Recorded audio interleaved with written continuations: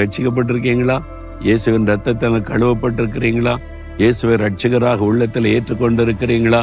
நீங்கள் தான் பாக்கியவான்கள், பாக்கியவதிகள். அவங்க தான் ஆசீர்வதிக்கப்பட்டவர்கள். கிறிஸ்தவ பெயரை வைக்கிறதுனால ஆண்டவர் கூட இருக்கிறான்னு சொல்ல முடியாது.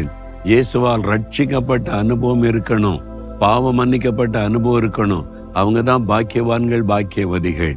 அவங்க இஸ்ரவேலர்களாம். என்னங்க, இஸ்ரவேல் மக்கள் தேவனால் தெரிந்து கொள்ளப்பட்டவர்கள்.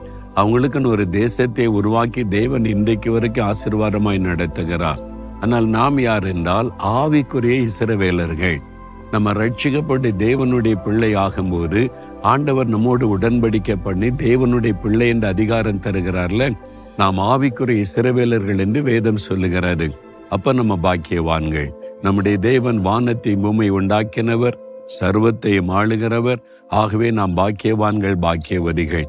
இதை விட ஒரு பெரிய